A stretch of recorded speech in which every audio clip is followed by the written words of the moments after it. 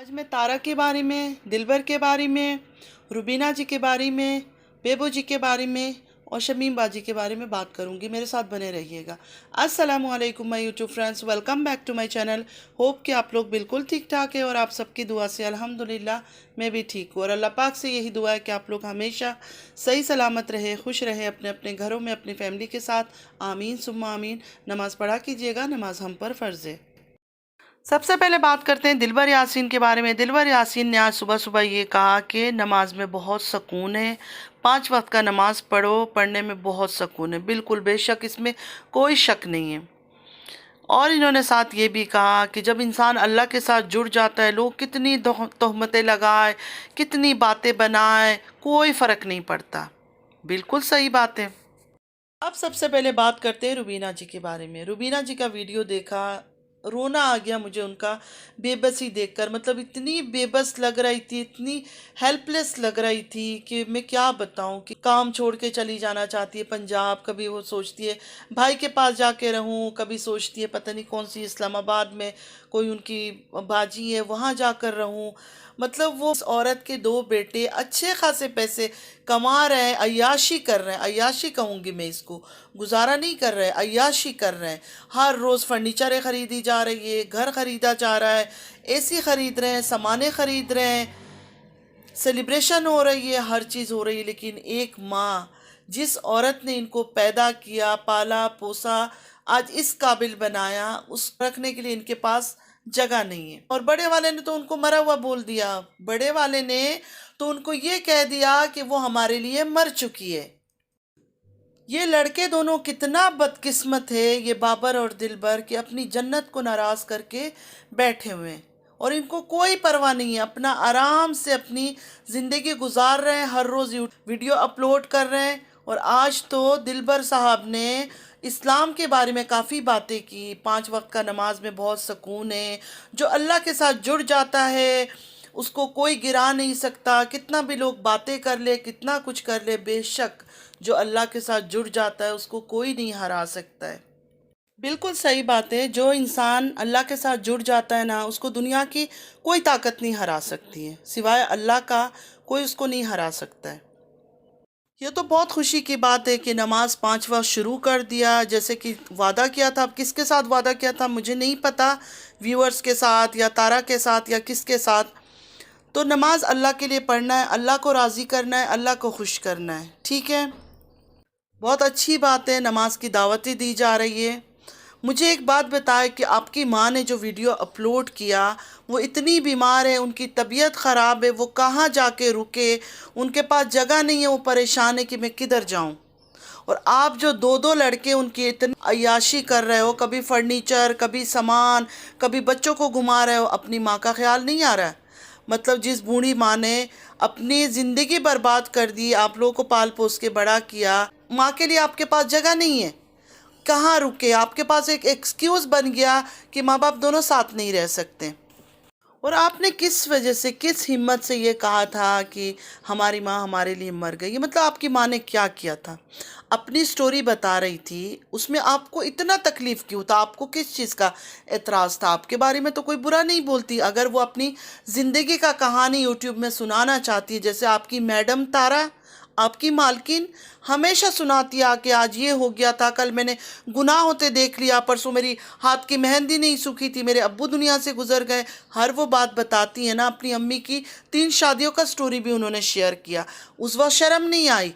आपकी माँ अगर अपनी स्टोरी बताती है यूट्यूब के अंदर, तो आपको शर्म आ रहा था? किस चीज़ से शर्म आ रहा था? वैसे आप लोगों की हकीकत सामने आ जाता कि 2 बेगैरत लड़के मैंने पैदा किया, जो मुझे ना संभाल सके, ना मेरी खिदमत कर सके, ना मेरा ख़र्चा उठा सके। आखिर में मुझे एक नौकरानी का काम, इनके बड़े होने के बाद भी मैं आज तक किसी के घर में नौकरानी का काम कर रही हूँ, इस बात से छुपना चाहते थे? या आपकी मालकिन को प्रॉब्लम था? आपकी मालकिन ने आपको बोला कि जाओ जाके माँ से सारे रिश्ते तोड़ दो। तुम रिश्ते तोड़ दोगे, तुम उनको मरा हुआ कह दोगे, तो वो डर के मारे अपनी कहानी नहीं सुनाएगी। और वही हुआ। और आपने सच में वही हरकत की, एक लॉयल नौकर की तरह, वफादार नौकर की तरह अपने माँ से बेवफाई करते हुए अपनी मालकिन से जाके वफा किया आपने और अपनी माँ से ये कह दिया कि आप हमारे लिए मर चुकी हो, और आज आकर कह रहे हो कि 5 वक्त की नमाज में सुकून है, लड़ाई झगड़े नहीं होनी चाहिए। अगर इतना ही अच्छे बन गए हो, इतना नेक बन गए हो, शुरुआत इतनी अच्छी है, तो जाओ जाके अपनी माँ के पाँव पकड़ो, अपनी माँ को मनाओ, अपनी जन्नत को पहले मनाओ। जितना अपनी मालकिन को सर्विस देते हो ना, अगर माँ के लिए इतना करते ना, अल्लाह खुश हो जाता। ठीक है, अल्लाह इतना खुश हो जाता जिसकी कोई हद नहीं है। जिस माँ बाप पर उफ़ करने की भी इस्लाम हमें इजाज़त नहीं देता है, शरीयत हमें इजाज़त नहीं देता है, तुमने उस माँ को बहुत दुख दिया है, दुनिया के सामने दुख दिया। हम उनके दुख में शरीक हो गए, हमें उनका दुख देखकर रोना आ गया, लेकिन तुम जैसे बेशरम लड़कों ने उनको इतना तकलीफ़ दिया। जाओ जाके अपनी जन्नत को मनाओ, उन्हें राज़ी करो। तुम लोग सारा दिन दोनों भाई तारा को पिक एंड ड्रॉप का सर्विस देते हो। तुम्हारी माँ की वीडियो तुम लोगों ने नहीं देखा, तुम लोग का दिल नहीं दहला कि नहीं हमारी माँ परेशान है, बीमार है, तकलीफ़ में, भाग कर जाऊँ, माँ को मना लूँ। जो लोग अल्लाह के साथ जुड़ जाते हैं ना, वो तुम्हारे जैसे नहीं होते हैं। वैसे वो दुनिया की परवाह नहीं करते, दुनिया खुश होगी नहीं होगी उस चीज़ की परवाह नहीं करते। उनका सिर्फ एक ही मकसद होता है, एक एम होता है कि अल्लाह को खुश करना है। जो अल्लाह के साथ जुड़ जाते हैं ना, उनको ये डर नहीं होता है कि मेरे व्यूअर्स चले जाएंगे, मुझे व्यूज़ कम हो जाएगा अगर मैं अपनी माँ से मिलूँगा, अपनी बहन का साइड लूँगा। उनका ईमान इतना मजबूत हो जाता है। अल्लाह के साथ जुड़े हुए जो लोग होते हैं ना, वो इन चीज़ों की परवाह करना बंद कर देते, क्योंकि उनको पता है जो उनकी किस्मत में है, जितना व्यूज़ आना है, जितना पैसे आना है, जितने डॉलर आना है, वो अल्लाह की तरफ से आना है। दुनिया नहीं देती ये सब चीज़ें, ये सब चीज़ें अल्लाह ताला देता है।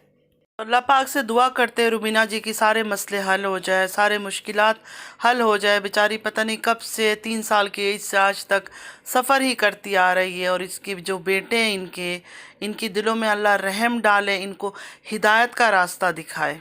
आमीन सुम्मा आमीन। अब बात करते हैं तारा के बारे में। तारा से ये सबसे पहले बोलूँगी कि तारा और कितना झूठ बोलोगी, कितना झूठ बोलोगे तुम लोग। बस कर दो, और थोड़ी तो शर्म कर लो, थोड़ी हया कर लो। और कब तुम्हें शर्म आएगी?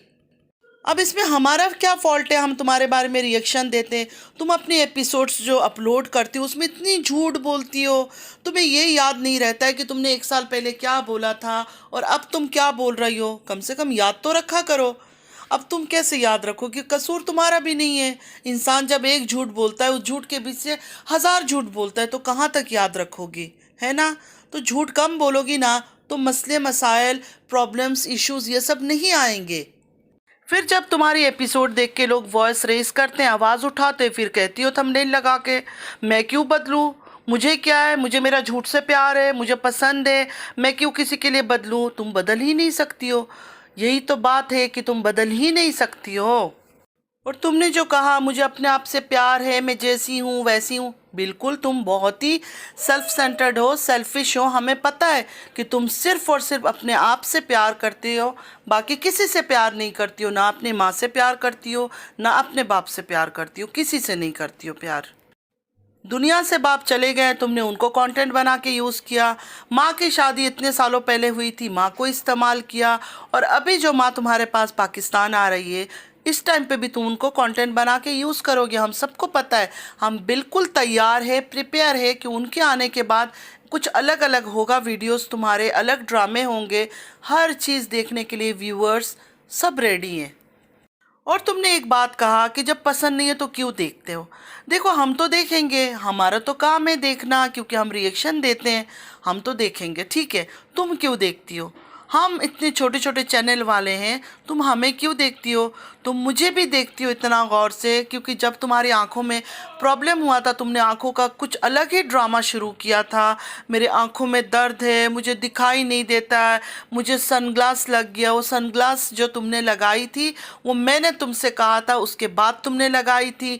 मैंने याद दिलाया था कि आई ड्रॉप्स देते हैं डॉक्टर्स जब भी आंखों में प्रॉब्लम होती है, तब तुमने आई ड्रॉप्स दिखाया था। मतलब तुम मेरी चैनल को भी अच्छा खासा देखती हो, मतलब तुम मुझे भी फॉलो करती हो, क्योंकि जब जब मैंने बोला दूसरे दिन तुमने वही चीज़ अप्लाई की अपने ऊपर, ठीक है। तो तुम्हें अगर इतनी तकलीफ़ होती है हमारी बातों से, तो मत देखा करो। तुम क्यों देखती हो? हमारा तो काम है तुम्हें पता है कि हम रिएक्शन देते हैं, तो हम तो देखेंगे, रिएक्शन भी देंगे। पे जाके कोई बातें नहीं निकाल रहे। जो सोशल मीडिया पे तुम दिखा रही हो, जो यूट्यूब के अंदर तुम एक्टिंग करती हो, अदाकारी करती हो, वही चीज़ पे हम बातें करते हैं। अपने चैनल पे झूठ बोलती हो। जैसे अब तुमने शादी का बोला था, जब तुम्हारी शादी हो गई थी तो मैं वहाँ थी, लकड़ी में पता नहीं खाना बनाती थी, देवरानी जेठानी पता नहीं कौन कौन क्या क्या तुम नाम लेती रहते हो, तुम्हें तकलीफ़ देते थे, तुम्हारे साथ जुल्म हो जाता था, तुम्हारे दुश्मन सब बने हुए थे। लेकिन अब तुमने जो एपिसोड तुमने रिलीज़ किया उसमें तो तुमने कह दिया कि शादी होने के बाद विदिन पता नहीं 2-3 दिन के अंदर या पता नहीं कितने दिन के अंदर तुम आ गई थे कराची हस्बैंड के साथ। तो अपनी झूठ को ज़रा याद रखा करो कि मैंने पहले व्यूवर्स को क्या सुनाया, क्या दिखाया और अब मैं क्या बोल रही हूँ। पहले अपनी गलतियों को एक्सेप्ट किया करो कि हाँ ये गलती मेरे से हुई है, बाद में दूसरों पर बोला करो। हम तो वही बोलते हैं जो तुम दिखाती हो। अब तुम गलत नहीं दिखाओगी, झूठ नहीं बोलोगे तो हम कहाँ से बात करेंगे। हमें तो तुम खुद रीज़न देती हो कि हाँ हमारे बारे में बातें करो। और जैसे तुमने अपने 2 गुलामों को ऑर्डर किया था जाके अपने माँ को रोके अपनी स्टोरी सुनाने से, अब जाके फिर से एक नेक काम कर लो। अपने ग़ुलामों को ऑर्डर करो कि तुम्हारी माँ बीमार है, तकलीफ़ में, जाओ जाके अपनी माँ को मनाओ, माफ़ी मांगो, उन्हें राज़ी कर लो। और ख़ुद एक चीज़ को नोटिस करो कि अल्लाह ताला तुम्हारा जो असली चेहरा है ना, वो डे बाय डे दुनिया के सामने ला रहा है। तुम कुछ भी कर लो, कितना भी अपनी जान की बाजी लगा दो, तुम्हारा वो दिन गया। जो मिलियन मिलियन व्यूज़ आते थे वो दिन अब लौट कर नहीं आएगा। अब लोगों को तुम्हारी असलियत पता चल गया है कि तुम कौन से टाइम झूठ बोलती हो, क्या क्या झूठ बोलती हो। क्योंकि 1 साल कम नहीं होता है। 1 साल में तुमने जितने झूठ बोले, जितने ड्रामे किए, सब लोगों को पता है। और एक चीज़ और याद करा, तो तुम दुनिया के जिस कोने पे भी जाओगी ना, तुम्हारी जो ये बदनामी है ना, तुम्हारा पीछा करता रहेगा। इस तारा की वजह से और पता नहीं कितने घर बर्बाद होंगे, कितनी औरतें रोएंगी, कितना घर तबाह होगा। अब बेबो जी के पीछे भी लग गई है, पीछे रह के बैकफुट खेलती है हमेशा। जैसे मैंने कहा, कभी भी ये सामने नहीं आती है, ये हमेशा पीछे से वार करती है। ये जो होता है ना, बुज़दिल लोगों का काम होता है, लोगों को पीछे से वार करना। अगर हिम्मत वाली है तो सामने आके बात करती, सामने टक्कर लेती, लेकिन नहीं, ये हमेशा पीछे रह के दूसरों से काम करवाती है। तो अब ये बेबो जी के पीछे पड़ गई है, क्योंकि बेबो जी के पास इसके बहुत सारे राज है। अभी भी बेबो जी ने बहुत सारे चीज़ें नहीं बताया है, क्योंकि बेबो जी को काफ़ी चीज़ों का पता है। कौसर के बारे में पता है, जिस कौसर को इसने बीवी बना के दुनिया के सामने जलील किया, वो बीवी है ही नहीं, वो उससे साजिद की कभी शादी हुई ही नहीं है। अच्छा, सबसे बड़ी बात क्या है, बेबो जी ने बच्चों को गालियाँ दी, बच्चों के बारे में गंदी बात की। तो जो बेबो जी का हस्बैंड है या शमीम बाजी जो इनकी है, इनको तो चाहिए था इस बात पे जोर डालते कि गालियाँ नहीं देना और बच्चों को बारे में बात नहीं करना। तो ये दोनों चीज़ें तो बेबो जी मान गई है कि हाँ बच्चों को नहीं गाली दूंगी, बच्चों पर बातें नहीं करूंगी। लेकिन इनका मेन मकसद क्या है, इनका डर और दहशत क्या है कि बेबो जी ने जो बोला है कि मैं बदला लूंगी, इनका असल डर वो है क्योंकि इनको पता है कि बेबो जी अकेले औरत होकर इनके विलेज तक चली गई है। तो इनको पता है कि जो औरत यहाँ तक पहुँच सकती है तो हमारी सच्चाई के लिए ये पता नहीं क्या क्या करेगी, कहाँ कहाँ तक पहुँच सकती है। और बेबो जी की जो एक बहन है शमीम बाजी, उनको बहन बोलना भी बहनों का इंसल्ट है। उनको बहन नहीं कहना चाहिए, बहनें ऐसे नहीं होती है जैसी ये निकली। मतलब ये औरत खुश हो रही है कि चौधरी साहब उसको डिवोर्स दे देंगे। ये नहीं कि मैं मनाऊं, चौधरी साहब को बोलूं कि नहीं अगर वो इस तरह बातें कर रही है उसको आप रोक लो, मना लो, किसी तरह आराम से बैठ के बातें करो। नहीं, वो औरत खुश हो रही है। तो इस औरत की असलियत निकल कर बाहर आ गया कि ये कितना जलती है, ये कितना जलती है बेबो जी से। सितारा से इतना प्यार आ गया। सितारा को तो बेबो जी की वजह से पहचानते हो और आपकी पहचान भी बेबो जी की वजह से। आपको कौन पहचानता था? कोई भी नहीं पहचानता था। बेबो जी ने पहचान करवाई, वो सितारा के पास लेकर गई, तब जाके आपको लोगों ने पहचाना, वरना आपको कौन पहचानता था? कोई भी नहीं। आपको तो कोई नहीं पहचानता था। बेबो जी के साथ रह रहे के आपने अपना यूट्यूब स्टार्ट किया, चलाना शुरू किया, तब जाकर लोगों ने आपको पहचाना, आपको देखना शुरू किया, वरना आपको कोई नहीं पहचानता था। ठीक है, आप इस बात को मानो। अगर आप कहती हो बेबो जी ने तारा को इस्तेमाल किया व्यूज़ के लिए, इस चीज़ के लिए, उस चीज़ के लिए, तो आपने भी तो बेबो जी को उसी चीज़ के लिए इस्तेमाल किया, और अब आप तारा को इस्तेमाल कर रही हो। तारा का साइड इसलिए ले रही हो कि व्यूज़ ज़्यादा आएंगे, व्यूज़ का चक्कर ही है ना आपका। बेबो जी तो कुछ महीने से तारा को जानती थी, बेटी बनाया हुआ था। आपने तो इतने सालों का रिश्ता को ख़राब कर दी, सालों के रिश्ते को गाली निकाल दी बहनों का। और आप इतनी बड़ी औरत होकर आपको इतना भी शर्म नहीं आया? माफ़ करना अगर मैं कोई बदतमीज़ी वर्ड यूज़ कर रही हूँ, लेकिन आपको इतनी शर्म नहीं आया कि ख़ुद भी आप अदाकारी कर रही हो, अपने बच्चों से भी उनकी कॉपी करवा रही हो, उनकी बॉडी शेमिंग कर रही हो। वो बेचारी तो आज तक आपकी इज्जत कर रही है। मैं कोई बहुत बड़ी फ़ैन नहीं हूँ या मेरी बहुत चाहीती नहीं है बेबो जी के, ना बेबो जी से कभी मेरी कोई पर्सनल बातें हुई है ना कुछ। लेकिन मैंने एक बात बोला है ना, जो मुझे सही लगेगा मैं बात करूँगी। बेशक उनकी गालियों पर मुझे एतराज़ है, मुझे बिल्कुल पसंद नहीं है वो गालियाँ निकालती है, वो बच्चों पर बातें करती है, वो मरे हुए लोगों पर बातें करती है। उस चीज़ के लिए मैंने ख़ुद उनको रिक्वेस्ट किया कि प्लीज़ आप बच्चों पर बातें, जो दुनिया में नहीं है उनके ऊपर बातें ये सब ना किया करें। को किसी बात के लिए मना सके नहीं मना सके, वो अपनी मर्ज़ी से जीती है। अब तो वो बोलती है मेरी मर्ज़ी है, मैं कुछ भी करूं, झूठ बोलूं सच बोलूं, मुझे मेरी एक्टिंग पसंद है, मेरी हर चीज़ पसंद है। तो उसी तरह हर इंसान को अपनी ज़िंदगी अपनी मर्ज़ी से जीने का हक है। बेबो जी को सिर्फ़ और सिर्फ, चाहे वो हस्बैंड हो, चाहे शमीम बाजी हो, चाहे कोई भी, अगर वो इस बात पे रोकते कि गाली नहीं देना, गंदी बातें नहीं करना, बच्चों पर बातें नहीं करना, वो बिल्कुल ठीक था। ये गलत है कि तारा पर बातें नहीं करना। क्यों, किस वजह से, क्या रीज़न है, किस चीज़ के लिए आप इतनी तारा की दीवानी हो गए सब अचानक? कोई रीज़न तो होगा, तो वो रीज़न ही बताओ हमें। तो आज के लिए बस इतना ही। जाते जाते यही कहूँगी कि अल्लाह पाक हम सबको हिदायत दे, सच बोलने का हिम्मत दे। सच बोलने के लिए हिम्मत चाहिए होती है।